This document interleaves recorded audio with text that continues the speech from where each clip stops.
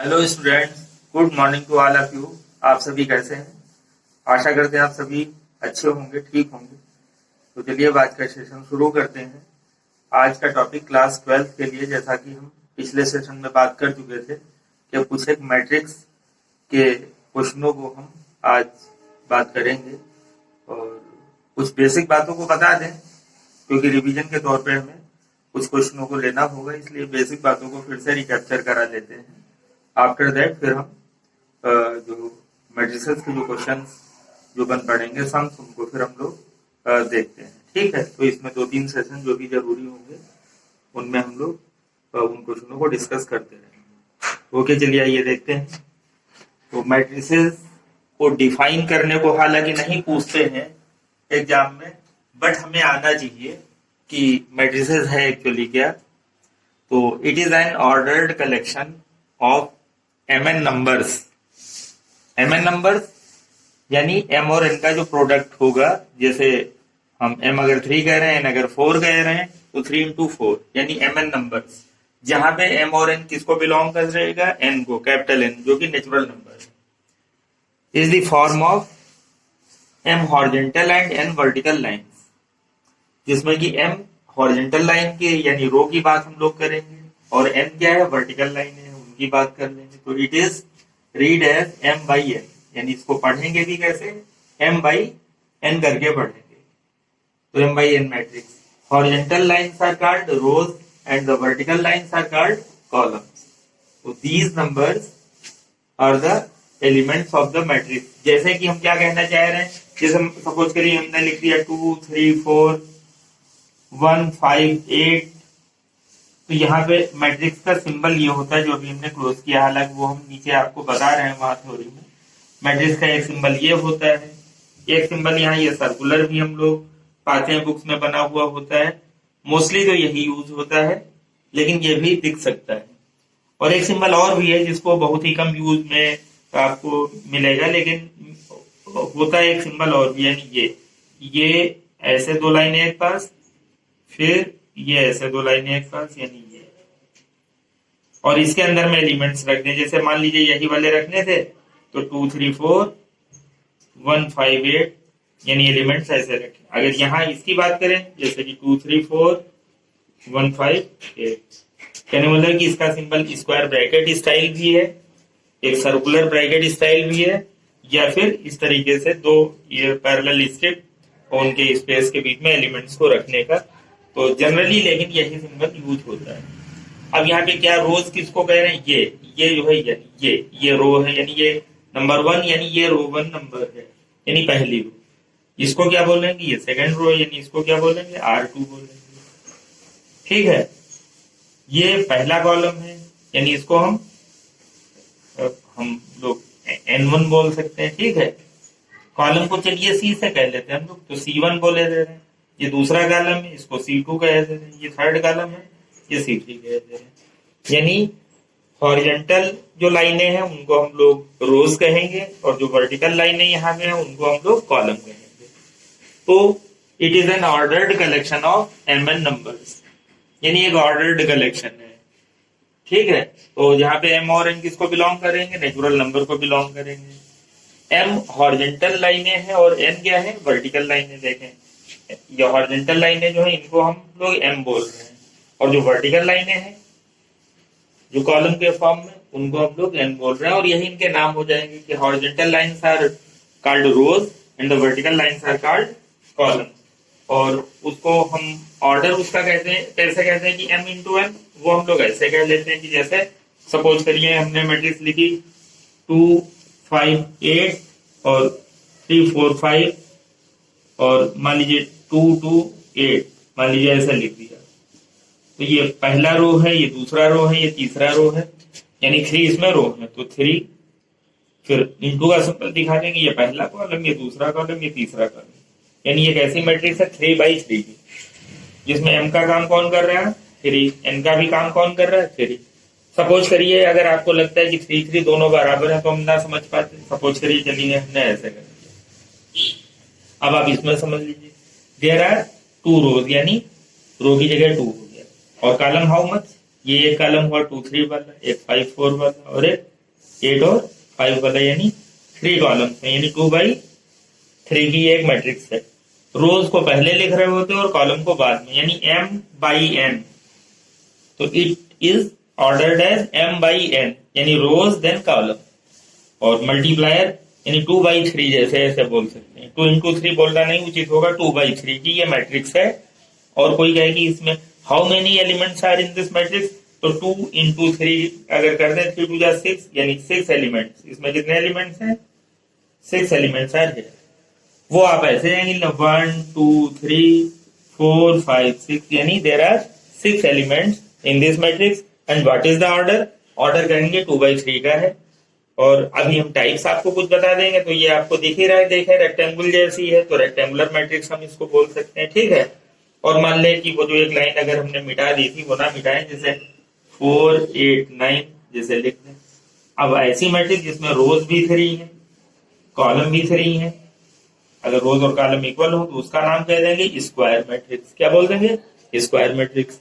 तो जरूरी नहीं 3 3 हो तभी स्क्वायर मैट्रिक्स, यह कि रोज और कॉलम इक्वल होने चाहिए। देखें अगर हम इतना ले, यही 2 5 3 4, तो ये 2 रोज है, इसमें पहला रो ये, दूसरा ये, और कॉलम भी कितने 2, तो ये भी एक स्क्वायर मैट्रिक्स कहलाएगी। तो वो 3/3 की स्क्वायर मैट्रिक्स थी, ये 2/2 की स्क्वायर मैट्रिक्स है। It's order is 2/2। उसका ऑर्डर जो था गया था वो 3/3, तो that was a square matrix of order 3/3, and this is the matrix of order 2/2। And how many elements are here?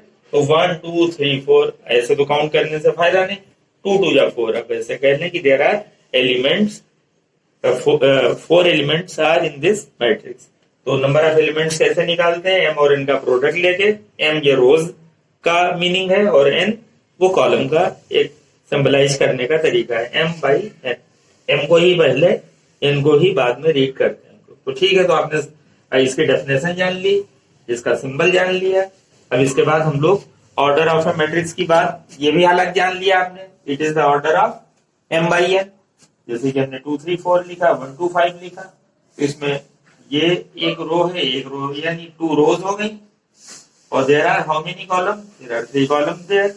तो ये it is the order of 2/3।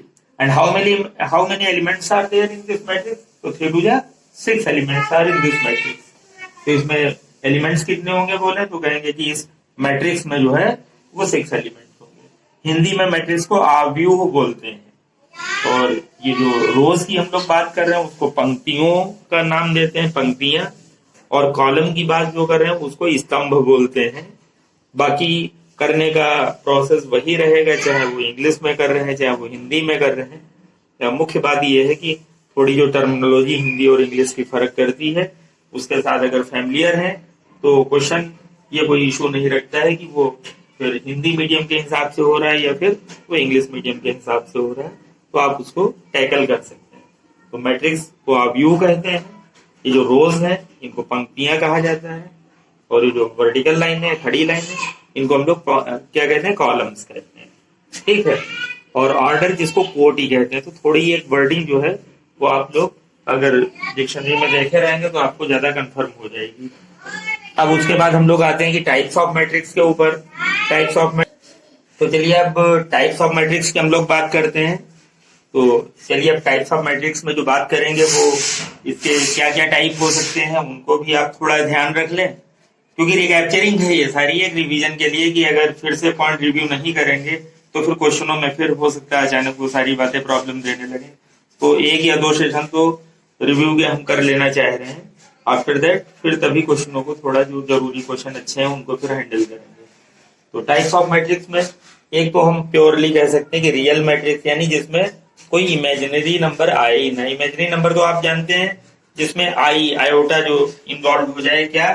जैसे कि हम कहते हैं कि हम लोग जैसे 4 का स्क्वायर रूट ले लेते हैं, 4 का स्क्वायर रूट ले लेते हैं कि 4 का स्क्वायर रूट तो हम लोग 2 बोल देते हैं बेसिकली, हालांकि +-2 चलिए बनता है। लेकिन अगर कहीं रूट के अंदर -4 है तो आपने अगर कॉम्प्लेक्स नंबर पढ़ रखे हैं तो आपको ये क्लियर होगा कि अगर माइनस का है तो 4 इंटू -1 पहले कहना पड़ेगा रूट में, 4 इंटू और -1 की वैल्यू क्या होती है? i² होती है। तो इस तरीके से अगर जाए तो 4i² ये बना आपके पास, और अगर अब इसका रूट लेते हैं तो 4 का 2 हो गया और i² का i, और वो हमें प्लस माइनस ले लेना चाहिए। इसका मतलब निगेटिव नंबर अगर रूट के अंदर है, सर्ट के अंदर है, अगर सर्ट के अंदर निगेटिव नंबर आ जाता है तो हम क्या इन्वॉल्व कराते हैं, आई, यानी एक इमेजिनरी नंबर जिसको बोल रहे हैं, और ग्रीक लैंग्वेज में इसको आयोटा बोलते हैं, उसी से ये आई लिया गया है, आयोटा से। तो आई जो है इमेजिनरी नंबर के लिए इन्वॉल्व होता है। तो अगर कोई नंबर जैसे हमने लिख दिया कि 4 + 3i, तो इसमें एक रियल पार्ट भी है और ये आई जहां भी आ गया वो इमेजिनरी पार्ट। अगर हम 4 कहें it is a purely real number, but अगर हम सिर्फ 3i जैसा बोले तो it is purely a imaginary number. But अगर हम उनके बीच में प्लस लगा दें या उनके बीच में माइनस लगा दें तो ऐसे नंबर को हमको कॉम्प्लेक्स बोलना पड़ेगा। बात कॉम्प्लेक्स आप समझते हैं कि थोड़ा उलझा हुआ में क्या रियल वाली भी बात लागू हो गई, इमेजिनरी वाली भी बात, अब मिला जुला यानी वही कॉम्प्लेक्स बात हो गई। तो इनके बीच में क्या है, ऐसे 4 + 3i लिख दिया या 4 - 3i लिख दिया, ठीक है। तो और इज इक्वल टू कॉम्प्लेक्स का जो सिंबल चलता है जनरली वो जेड चलता है, जेड से कॉम्प्लेक्स नंबर को हम लोग डिनोट कर लेते हैं जनरली, इसलिए क्योंकि बुक टू बुक वेरी कर सकता है, यह सिंबल है, आप अपने तरफ से भी लेट कर सकते हैं, ऐसी कोई बड़ी बात नहीं है। तो वैसे जनरली जेड से लिखते हैं, तो जेड इज इक्वल टू जैसे कि 4 + 3i, यानी it is a collection of real and imaginary part with a positive और निगेटिव साइन, जिनके बीच में प्लस या माइनस लगा हो, तो these are the complex number. तो आपने प्योरली रियल नंबर, अब रियल में क्या होता है, अब हम कह रहे हैं कि 2, 3, 4 यही सब रियल है, तो रियल को भी आपको बिल्कुल क्लियर मीनिंग रखनी पड़ेगी कि अगर हम इमेजिनरी नंबर्स को छोड़ दें, सिर्फ इमेजिनरी नंबर्स को छोड़ दें, तो जितना भी नंबर आप जिस टाइप का भी नाम लेते हैं वो सब किस में आ जाएगा, रियल नंबर। कैसे, जैसे कि मान ले अब हम क्या क्या नाम लेते हैं हम लोग, जैसे नेचुरल नंबर है ना, नेचुरल नंबर जैसे कि हम लोग बोलते हैं 1, 2, 3, 4 ये सब, दीज आर आल्सो क्या है, ये रियल नंबर, ठीक है। उसके बाद जैसे कि हम लोग क्या बात कर लें, होल नंबर, इसमें बस 0 को और इंक्लूड कर दें, ये भी सब किसमें बिलोंग कर रहे हैं, रियल नंबर में।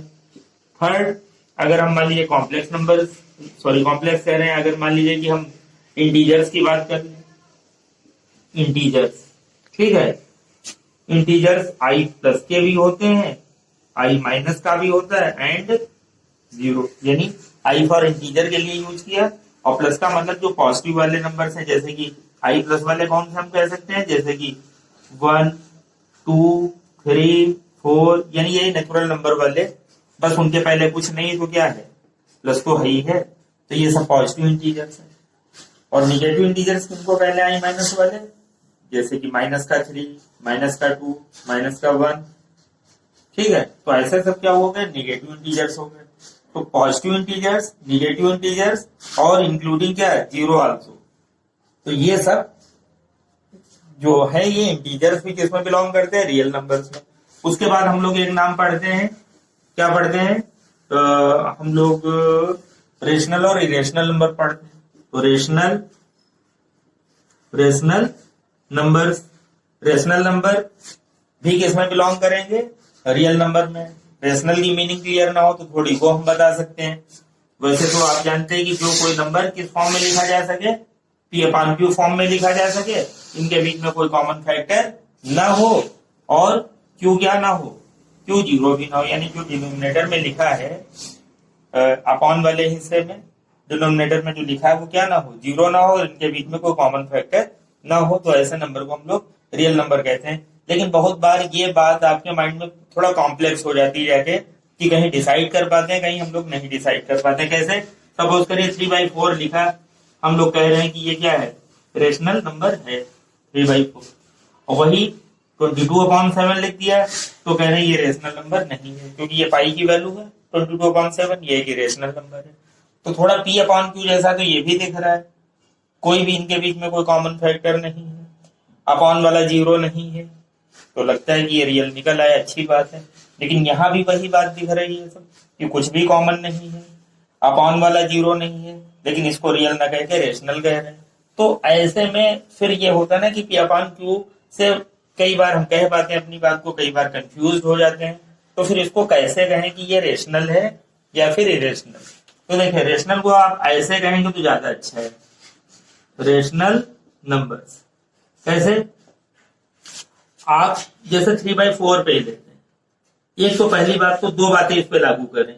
If it is terminating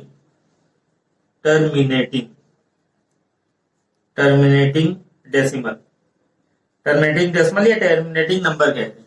terminating number या टर्मिनेटिंग डेसिमल से हमारा मतलब कि अगर डिवाइड करें, जैसे कि 3 को क्या करें, 4 से हम डिवाइड करें, तो कहीं ना कहीं ये कट जाए, मतलब डेसिमल भले लगाना पड़े, जीरो बढ़ाना पड़े, बट आफ्टर ऑल ये कट जाए, तो क्या होगा, ये कैसा नंबर, टर्मिनेटिंग, यानी जिसमें रिमाइंडर जो नीचे बचता है वो ना बचे, ले लेंगे वो कट जाए, 2 स्टेप 3 स्टेप 4 स्टेप के बाद सही, बट वो कट जाए, तो कहलाता है टर्मिनेटिंग डेसिमल।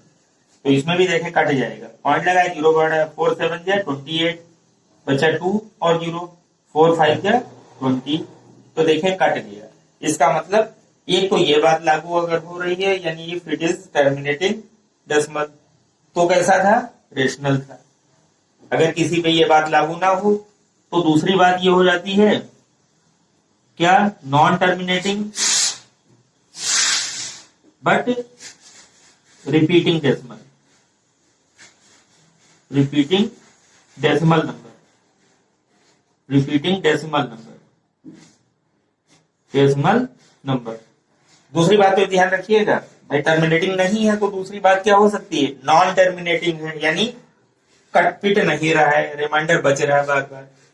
तो लेकिन फिर इसमें क्या लागू होना चाहिए, रिपीटिंग डेसिमल हो, यानी डेसिमल के बाद वाले जो नंबर आते हैं डेसिमल लगाने के बाद, तो फिर रिपीट करना शुरू कर दें, तो भी हम कहेंगे कैसा है, रेशनल है। तो या तो टर्मिनेटिंग डेसिमल हो तो रेशनल है, या फिर दूसरी बात क्या लागू हो गई, अगर नॉन टर्मिनेटिंग है लेकिन फिर वो रिपीटिंग वाला हो, यानी डेसिमल के बाद वाली डिजिट रिपीट करें, तो हम कहेंगे कि वो रेशनल है। अगर ये बातें लागू नहीं है तो फिर रेशनल ना होकर वो इरेशनल होगा। और ये रेशनल और इरेशनल नंबर भी किसमें बिलोंग करते हैं, रियल नंबर में ही बिलोंग करते हैं। रिपीटिंग वाली बात जरा हम बताते हैं, नॉन टर्मिनेटिंग और रिपीटिंग। जैसे मान लें, ज्यादा एग्जाम्पल ना ले बड़ा, सपोज करें कि मान लें हम 10/3 ही ले, यह भी P अपॉन Q जैसा ही है। अगर 10 को 3 से डिवाइड कर दो तो आप सभी लोग जानते हैं 3 पॉइंट, फिर बचेगा 3, डेसिमल लगाएंगे, 0 बढ़ाएंगे, बार बार क्या आएगा, यानी नॉन टर्मिनेटिंग ये है, और 3 बार बार क्या हो रहा है, रिपीट हो रहा है, डैश डैश करके हम लोग छोड़ भी सकते हैं, डैश डैश, या इसको हम ऐसे भी लिख सकते हैं 3.3 बार, या ऐसे भी लिख सकते हैं 3.3 पे एक पॉइंट लगा दें, यानी बार लाइन लगाएं या फिर पॉइंट लगाएं। इसका मतलब होता है जिसपे ये लगाया गया निशान वो बार बार रिपीट करते हुए लिखना पड़ेगा। तो क्या पाया कि 10/3 नॉन टर्मिनेटिंग है, ठीक, लेकिन नॉन टर्मिनेटिंग के साथ क्या है, डेसिमल के बाद वाला नंबर रिपीट कर रहा हो, चाहे वो एक रिपीट कर रहा हो, चाहे दो कलेक्शन में रिपीट कर रहा हो, चाहे 3 रिपीट कर रहा हो, अगर रिपीटिंग है तो फिर वो रेशनल है। और नॉन टर्मिनेटिंग नॉन रिपीटिंग तो आप इरेशनल बोल रहे हैं। I repeat again, non terminating and non repeating, यानी टर्मिनेट भी ना हो रहा हो और रिपीट भी ना हो रहा हो, तब वो इरेशनल होगा। जैसे कि पाई की वैल्यू से आप परिचित हैं, तो चलिए पाई को हम ले लेते हैं एग्जाम्पल में, 22/7 को, अगर 7 और 22 को आप डिवीजन करें तो 21 बचा 1, डेसिमल लगाया 0, 7 जा 7 बचा 3 और डेसिमल लगाया तो 0 बढ़ाया, 28 बचा 2 और 0, 7 2 जा 14 बचा 6 और 0, 7 8 जा 56। यानी आप देखें डेसिमल के बाद ये 4 बचा और ये बचते रहेगा ऐसे। इसका मतलब डेसिमल के बाद जो नंबर आ रहे हैं वो रिपीटिंग वाले भी नहीं आ रहे हैं। तो ये पूरा डिवीजन कैसा है, नॉन टर्मिनेटिंग, क्योंकि बार बार बच रहा है, इट इज नॉन टर्मिनेटिंग। और दूसरी बात नॉन रिपीटिंग। तो सीधा सीधा याद रखें कि इरेशनल कौन है, जो नॉन टर्मिनेटिंग नॉन रिपीटिंग हो वो इरेशनल है, लेकिन जो टर्मिनेट हो जाए वो रेशनल। या फिर दूसरी बात, जो टर्मिनेट अगर ना हो लेकिन वो रिपीटिंग वाले मिले, जैसे कि किसमें मिले थे, 10/3 में मिले थे, तो ऐसा नंबर हर हाल में क्या होगा, रेशनल नंबर होगा। तो रेशनल और इरेशनल में बिलोंग किसमें करते हैं, रियल नंबर में बिलोंग करते हैं। ठीक है, और एक बात और आप ध्यान रखिए कि जो रेशनल नंबर होते हैं वो परफेक्ट स्क्वायरिंग नंबर होते हैं। जैसे 4 पे स्क्वायर रूट लगा दिया 2 आ जाएगा, 9 पे लगा दिया तो 3 आ जाएगा। यानी ऐसे नंबर जो है ये हमेशा क्या होंगे, रूट में अगर 4 है, 9 है, 25 तो जो है ये तो 5 आ जाएगा। यानी ये सब तो क्या है, रेशनल है। 4, 9, 25 जिनके परफेक्ट स्क्वायर होते हैं वो सब रेशनल है। यानी इनके बारे में हमें सोचना नहीं है कि 4, 9 और 25 जो रूट में इनको हम क्या कहें, बट थोड़ा भी इनसे हट जाए जो परफेक्ट स्क्वायर नहीं। सपोज करें हम 4 के बजाय क्या 5 पे रूट लगा दें, 6 पे रूट लगा दें, 7 पे रूट लगा दें, 8 पे रूट लगा दें, 9 पे रूट लगा दें लेकिन 9 को ना लें, इधर 4 पे रूट लगा दें लेकिन 4 को ना लें, क्योंकि इसका स्क्वायर रूट निकल आता है पूरा। 4 का 2, 9 का 3, इनको छोड़े जैसे तो रूट 5, रूट 6, रूट 7, रूट 8 वगैरह। 9 के बाद और आगे बढ़ जाए रूट 10, रूट 11, रूट 16 से पहले रूट 16 4 हो जाता है। इसका मतलब जिनके परफेक्ट स्क्वायर्स नहीं है, या कह लें कि जिनका पूरा पूरा स्क्वायर रूट नहीं निकलता है, वो सब क्या है, इरेशनल। इरेशनल, ठीक है। तो जिनका पूरा स्क्वायर रूट नहीं निकलता है वो इरेशनल है। जो अगर नॉन टर्मिनेटिंग, नॉन रिपीटिंग है वो इरेशनल है। तो आप ऐसे इरेशनल को भी बिल्कुल कंफर्म रखें। तो रियल नंबर की छत के नीचे सभी आ गए, सिर्फ इनको छोड़ के इमेजिनरी नंबर या फिर कॉम्प्लेक्स को छोड़ दें। क्यों? क्योंकि कॉम्प्लेक्स में भी इमेजिनरी और रियल दोनों पार्ट आ जाते हैं। तो leaving the complex numbers as well as the imaginary numbers and rest the numbers belongs to real numbers. Okay, तो आपको ये फाइनली ध्यान रखने की जरूरत है, तो आप ध्यान रखिए। इसके बाद हम लोग कुछ पॉइंट लेते हैं, जैसे कि टाइप्स ऑफ मैट्रिक्स पे आ जाते हैं। आ ही गए हैं तो रियल मैट्रिक्स हो गई, कॉम्प्लेक्स मैट्रिक्स आपको बता दी कि अच्छा रियल का एक एग्जांपल ले लेते हैं। जैसे इसका एग्जांपल बने तो हम क्या कहते हैं, जैसे कि अभी हम लोग कुछ ऐसे ले लें, 3 ले लें, रूट 5 ले लें, 9 ले लें। ये क्या हुआ, रूट आ गया, इससे कोई फर्क नहीं क्योंकि रूट एक रियल नंबर का ही होता है। तो रियल मैट्रिक्स का ये एक एग्जाम्पल आ गया। फिर ऐसे हम लोग कॉम्प्लेक्स मैट्रिक्स, जैसे 2 लिया, बिल्कुल ऐसे कर ले। 3 की जगह हम लोग क्या करते हैं, जैसे 3i बना दें, 4 बना दें, 3 रूट 5 0। अब यहाँ एक भी अगर हमने आई ले लिया, इसका मतलब ये कैसा बन गया, ये कॉम्प्लेक्स नंबर बन गया। ठीक है, कॉम्प्लेक्स मैट्रिक्स ये बन गई कि जैसे रियल भी नंबर आ गए और कोई ना कोई जैसे एक इमेजिनरी नंबर भी फंस गया। और भी ब्रॉड करके लिख सकते हैं, यहाँ 4 लिखे, 4 प्लस मान लीजिए 2i हमने कर दिया, 0, तो ये भी एक इमेजिनरी नंबर है। और ये तो कॉम्प्लेक्स नंबर ही पूरी तरीके से है। और ये सब कैसे थे, रियल नंबर थे। इसका मतलब मिला के पूरी मैट्रिक्स हम बोले तो कैसे कह सकते हैं, कॉम्प्लेक्स मैट्रिक्स कह सकते हैं। ठीक है, सिर्फ 4 लिखे अभी भी हम कॉम्प्लेक्स मैट्रिक्स कह सकते हैं। क्यों? क्योंकि ये एक इमेजिनरी नंबर है और बाकी सब कैसे हैं, रियल नंबर हैं। तो ये कॉम्प्लेक्स मैट्रिक्स हो गई। ठीक है, अब बात आती है, अगला पॉइंट था हमारे पास कि रो मैट्रिक्स किसको कहें। ये था एक है पॉइंट, रो मैट्रिक्स। तो रो मैट्रिक्स आप उसको कहेंगे कि इट कंटेन्स ओनली 1 रो, और इसका ऑर्डर क्या रहेगा, 1 into n का। जैसे 2, 3, 4 हमने लिख दिया ये, और इसका ऑर्डर क्या रहेगा 1, यानी m into n होता है, m into n, तो m की जगह क्या एक ही रो तो है, तो 1 into n हो जाएगा। देखें एक रो कैसे, ये रही, यानी ये पहली रो रही।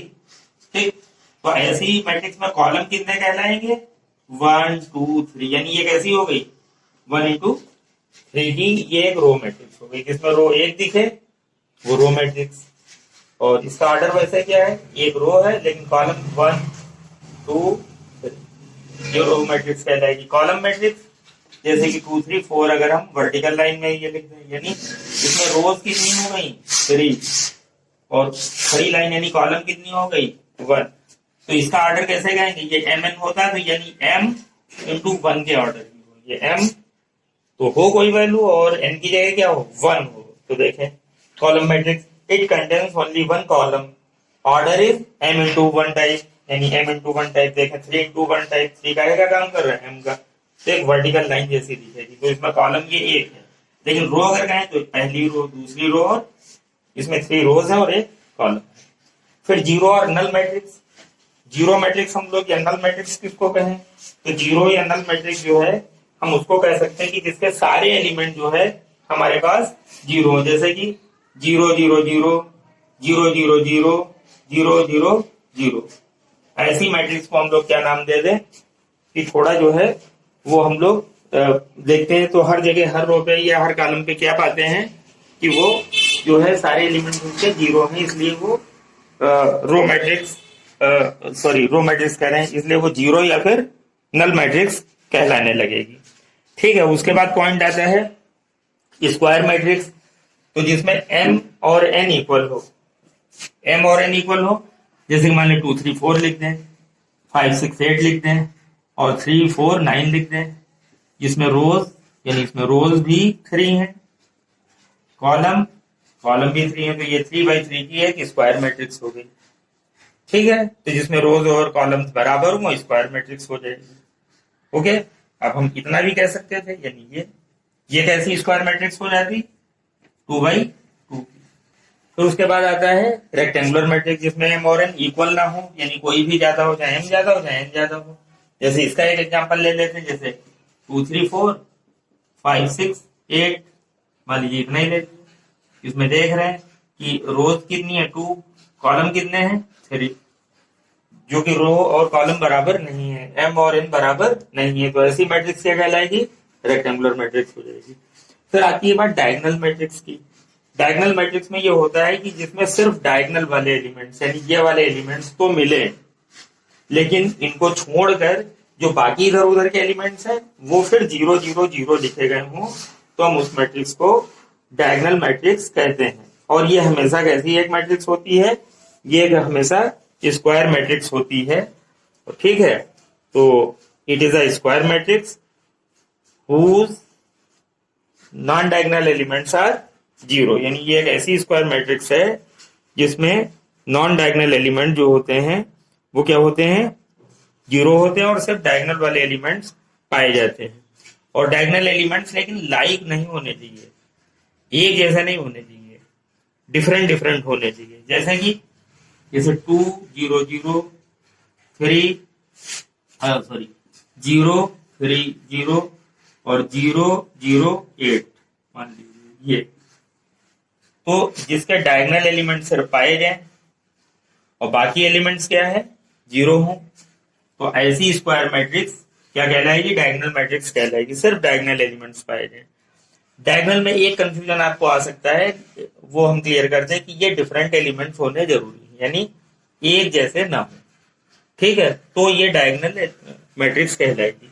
हाँ, एक कंफ्यूजन ये आ सकता है कि क्या इनमें अगर कोई 0 हो गया एटलीस्ट कोई, तो एटलीस्ट कोई 0 हो गया का मतलब कोई 0 हो सकता है, ऐसा सपोज कर लें कि मान लीजिए यही 0 हो गया। ठीक है, तो भी ये डायगोनल मैट्रिक्स ही कहलाएगी। ठीक है, सभी 0 हो जाएंगे तो फिर तो वो नल मैट्रिक्स यानी 0 मैट्रिक्स में चली जाएगी। तो 2 0 8 ये भी एक डायगोनल मैट्रिक्स है, और मान लीजिए हमने यहाँ कुछ लिख लिया तो ये भी एक डायगोनल मैट्रिक्स है। ये जरूर ध्यान रखें कि डायगोनल में एलिमेंट्स आए जो वो डिफरेंट वाले आए, एक जैसे वाले ना आए, निगेटिव भी कोई हो सकते हैं, ये कोई बात नहीं। ठीक है, ये भी एक डायगोनल मैट्रिक्स है। तो उसके बाद आती है डायगोनल के बाद में स्केलर मैट्रिक्स, तो उसको क्या डिफाइन कर लें, all the diagonal elements are same. अब वहां कहा था डिफरेंट आए, अब इसमें क्या कहना पड़ेगा सारे एलिमेंट सेम आए लेकिन 1 ना आए और बाकी सब 0, जैसे कि 2 0 0, ठीक है, 0 2 0 और 0 0 2, यानी बाकी एलिमेंट्स 0 हो और डायगोनल एलिमेंट्स जो है, अब भी पिछले वाली डायगोनल मैट्रिक्स में क्या बोला था कि डायगोनल एलिमेंट जो है वो डिफरेंट हो, लेकिन यहाँ डिफरेंट ना हो, diagonal element should be same. -2 भी अगर हो गया तो डिफरेंट हो गया। ठीक है, diagonal elements should be same. और शुड बी सेम में एक बात और माइंड में आ सकती है, क्या यही अगर 0 0 0 हो गए, कोई कह रहे कि अगर सेम की बात है तो भाई यहाँ 0 या, तो फिर आप खुद ही देख लें, फिर उसको हमें एक 0 मैट्रिक्स कहना पड़ जाएगा या नल मैट्रिक्स कहें। या कोई ये कह सकता है कि यहाँ पे चलिए 2 2 2 2 ना हो, ठीक है, मान लीजिए 1 1 1 हो, तो 1 1 1 भी होना नहीं चाहिए। क्यों? क्योंकि इसको फिर एक अलग नाम दिया जाता है यूनिट या फिर आइडेंटिटी मैट्रिक्स।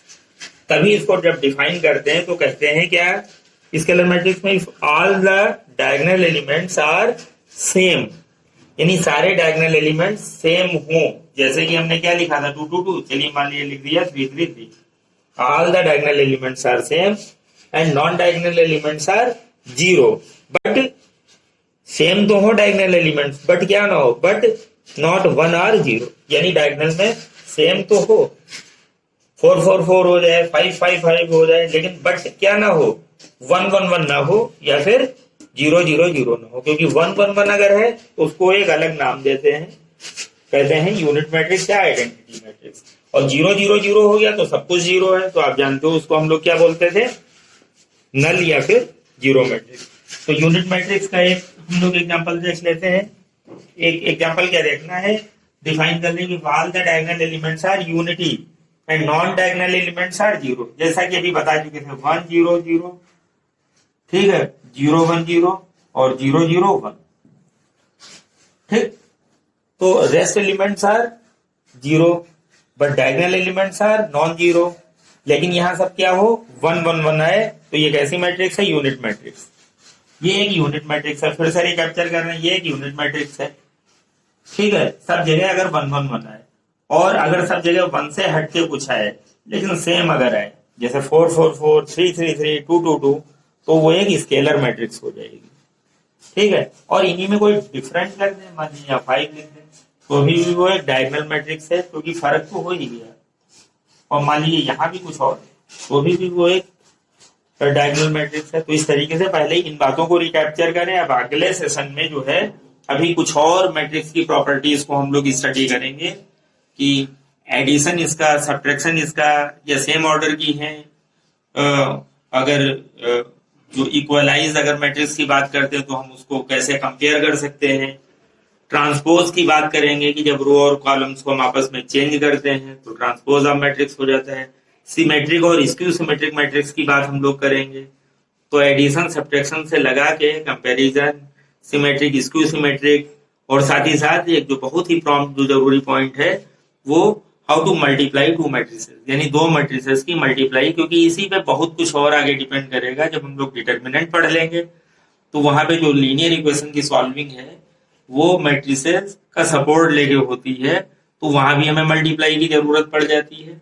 और यहाँ इस चैप्टर में भी क्योंकि मैट्रिक्स पढ़ेंगे तो उसमें प्रोडक्ट वाले आधार पे क्वेश्चंस भी ऐसे होते हैं कि जिनको हमें ए और बी टू मैट्रिक्स दे रखी है, उनका हमें मल्टीप्लाई करना है। तो प्रोडक्ट रूल अगर मालूम है कि कैसे अप्लाई करना है तो हम उन बातों को अच्छे से कर पाएंगे, ठीक है। और elementary row operation, elementary column operation, जिनकी मदद से हम लोग ए इनवर्स की वैल्यू निकालेंगे, तो ये सब अगले आने वाले 2-3 सेशन में हम आप लोगों के बीच डिस्कस करेंगे। तो इसलिए आप जो है लाइक और सब्सक्राइब करना ना भूलें। आप कोशिश करें कि आप अच्छे से इस वीडियो को देखें और जो है अगले सेशन में भी टच में रहें, ताकि इन सब बातों के कंफ्यूजन के साथ ही साथ आपको क्वेश्चनों को हैंडल करने में कोई प्रॉब्लम्स अगर आ रही हैं तो वो आप उनसे ओवरकम हो सके। ओके, आप इस वीडियो क्लिप को जो है आप देखें और समझने की कोशिश करें। लाइक, सब्सक्राइब और शेयर करना ना भूलें। Okay, thank you, have a nice day.